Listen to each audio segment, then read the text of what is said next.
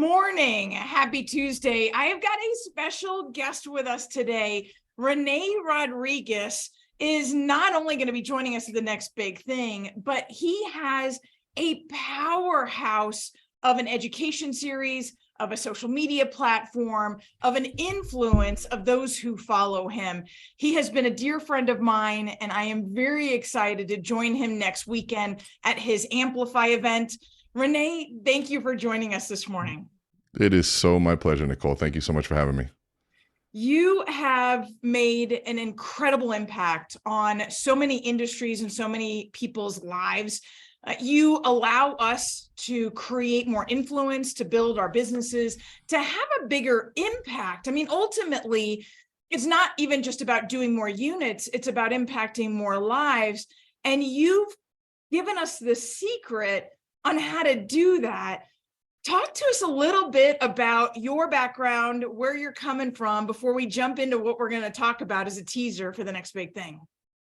Well, I would say so two things. The only thing I'll take issue with you is the two things that I allow you. No. You all have so much influence. It's not even funny. And Nicole, I mean, my background comes from studying people that do what you do, people like you that are extremely motivated, people that are highly driven, have a high level of integrity, have a knowledge base and a commitment to continual learning. There's a small group of people like you out there that set the tone for the rest of us to try to follow. And then we go, okay, so how do sort of the rest of us navigate times like this? And I always look at, okay, who are the people that I look up to? Who are the people that are always successful no matter what?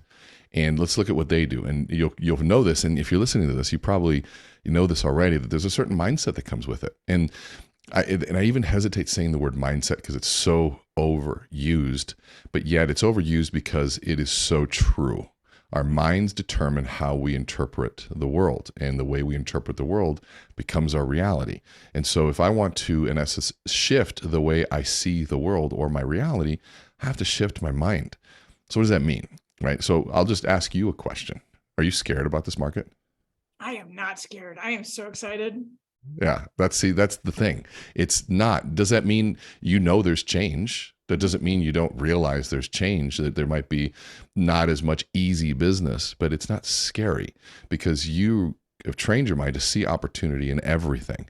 And so those of us listening that maybe are feeling scared, and that's okay. That's totally okay right now. But you have to go, okay, is feeling scared right now going to help me to get closer to my goals, help me to make the income that I need this year? Is it going to help me be seen in the eyes of my children the way I want to be seen? I mean, those are the real drivers of things like this. For me, when all else fails, I go, how do I want my kids to see me? I have 3 boys. How do I want them to look up at me? Do they want me to see me cowering in times like this, or do they want me seeing me as a leader in times like this? Once I ask that, the answer is simple. And so, we talked about what's that secret thing. And it's like, to me, it's simple. It's during times like this, top producers like you seek out more coaching. You invest more in your business. You market more. You communicate more. I mean, you're putting on an extremely expensive event when everyone else is scared. Right. So where does that mindset come from for you? That's a fantastic question. I just know that if we continue to stand up tall and communicate and educate, that home ownership, for me, it's about what it is, the industry that we're in.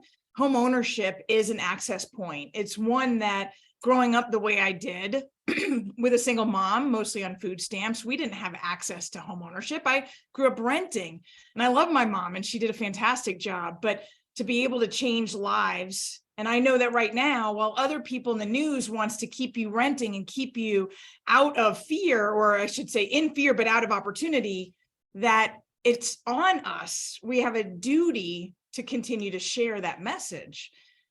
I guess my mindset is just the clear direction that I'm supposed to do this. I have to do this. A clarity and a clear direction that you have to do this. It's not about money. It's not about anything other than the fact that I know a piece of information that can help somebody, and God forbid anybody gets in the way of me sharing that. And that level of drive, it's you see past an obstacle, you see past interest rates, you see past inflation, and you see a customer and you see a family that needs to know information. And now, granted, let's talk about the reality. If you are financially struggling, because I've been there too, trust me, and I might be there again at some point. That's just life. if you're financially struggling, that has a massive impact on the way that you view the world. And so you're going to have to dig deep, figure out, and most importantly, here's what I think. The secret is surrounding yourself with people that are thinking the way you need to be thinking, that are doing what you need to be doing, and that have succeeded in the way you want to succeed. If you can surround yourself with those people, you will have different conversations. You will hear different things. You will understand and see opportunities that maybe others didn't. But you have to have the discipline to go past the emotional state of fear that you have right now and get yourself around these people, whether it's a small event locally or something as amazing as the next big thing. Whatever you can do, get yourself around. And even if it's hard, invest the money. I guarantee you, you will walk out of something like this thinking and feeling so different. There's such a mindset around scarcity when you enter markets like this. It's a natural tendency. I can't imagine that you wouldn't naturally go that direction, but it's a conscious decision to head towards abundance, to have a purpose so deep and so wide that scarcity is all over the place right now. You definitely feel it. Yeah, well, you said it. We are wired for scarcity. We are wired for fear. We are wired for negativity. It's called negativity bias. And so we're not wired for abundance bias, because if we were thought and left from a place of abundance, when we were trying to survive, we would have eaten all our food, not saved any of it. We would have been, no, it's probably a nice tiger that's in the woods there. That bear is probably a friendly one, and we would die. And so we had to assume the worst for our survival, and that became part of our DNA. And so the media understands that, the politicians understand that, advert firms understand that, good social media. When I say good, I shouldn't have said good. Effective social media understands that. The news, you name it.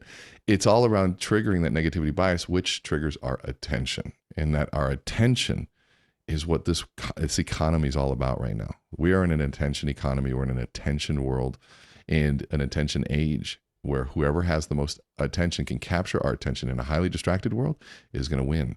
And so you and me, all of us, have to be hyper aware and hyper conscious of where our attention is, and what, to me, where my attention goes, my conversation flows, right? So what kinds of conversations am I having? If I'm talking about other people, I'm focused on the wrong stuff. If I'm talking about how negative something is, or how much I hate politics or whatever it is, then my attention's in the wrong place. I got my eye off the ball. So listen to what you say. Listen to the conversations. It's one of the best indicators as to what and who you're surrounding with, and if it's taking you closer to or further from who you want to be. I love how you said that. I love that your conversation kind of goes where your mindset goes. If you're waking up in abundance, one of the things that I do, one of my habits, is before I open my eyes and after my alarm goes off and I hit the snooze button, I'm only allowed twice. I hit the snooze button. I sit there during the snooze and I say my gratitudes.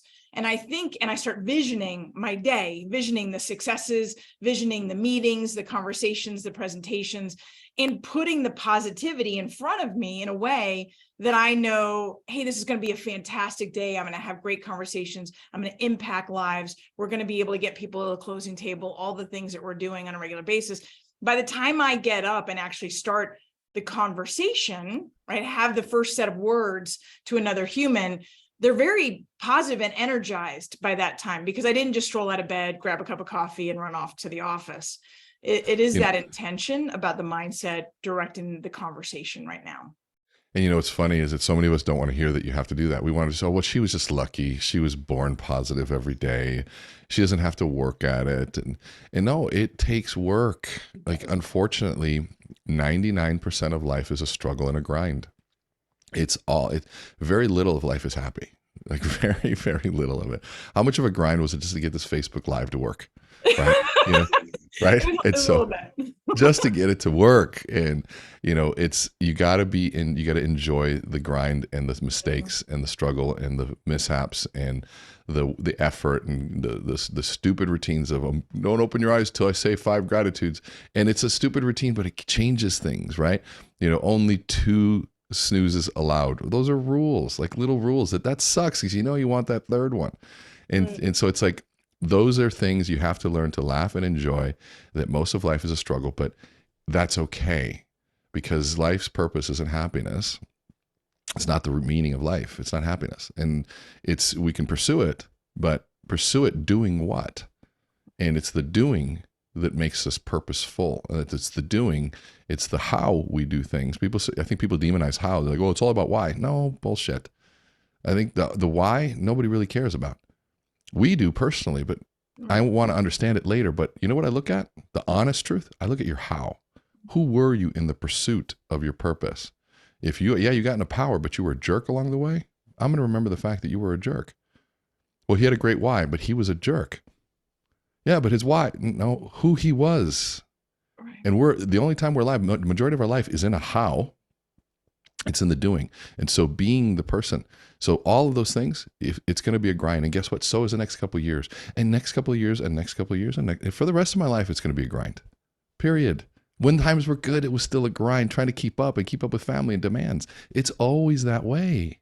And so embrace it. Learn to enjoy the process, become better at what you do, and make sure you serve people along the way. And at the end, you'll be tired, but you'll feel a sense of meaning and purpose. That's how life is.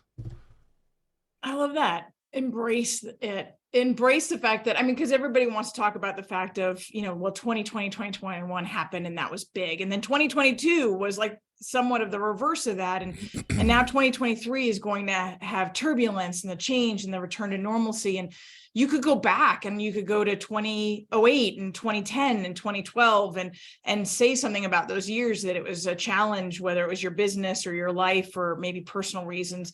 And there's always going to be those challenges. It's the embracing. I love that word. I'm going to hold on to that one. Yeah. And it's, I think it helps manage expectation. It's like, okay, I was talking to my wife. I'm like, God, I got to get back into loving the gym, going back to the gym again. She goes, no, you got to stop expecting that you're going to love it and get your ass in anyways.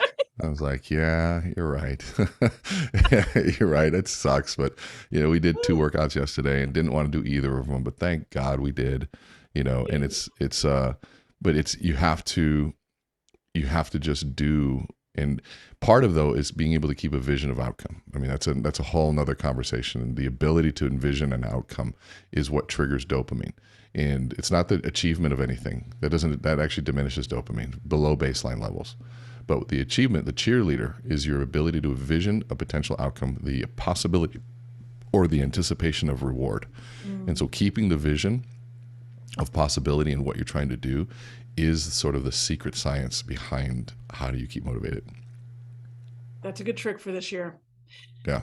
So Rene, give us a couple of highlights. What are we going to be seeing? We've got an hour with you on stage, just short of an hour. I know that you bring such incredible value. You have an event that goes 2.5 days that, as I mentioned at the beginning, that I'm excited to be joining you at next weekend. And I know that you'll be talking about that a little bit at the event as well. Your time with us, what are people going to walk away with? I try to make all my keynotes very relative to and relevant to what's actually happening. And so, a lot of what you and I are talking about right here, I want to dive deeper into it. I want to dive deeper into how people can walk away within an hour thinking differently with tools to support that. Because the emotion that you feel during a keynote will die off, but the tools and the things that you learn won't. And so I really want to try to combine the two of giving you some really tangible takeaways that you'll be able to walk away with also some maybe new ways and new frames, new narratives that you can sort of adopt. Because you can adopt a new narrative, then you can tell yourself a new story. And when you tell yourself a new story, everything falls in place at that point. And so it's going to be fun. I'll walk the audience because I like to talk to people, see what's going on. If you're there, please come and say hello, introduce yourself. And, we want to make sure that, we connect with people. These events where, the speakers stand off and they all say, I'm just not that guy. I want to be able to connect with people, hear your story, because it's being in touch with people that tell me what's actually happening, not sitting back and regurgitating something that I've said 50,000 times. So I really want to make it meaningful. The cool thing about these kind of events, and definitely something we saw last year, and I know we'll continue to build on, is the fact that the people who are coming to these events are the people who want to engage and embrace 2023 in that new way or a revitalized way. So they're all talking. The banter and the chatter in the audience was constant, and I loved it. It just lifted the energy in the room.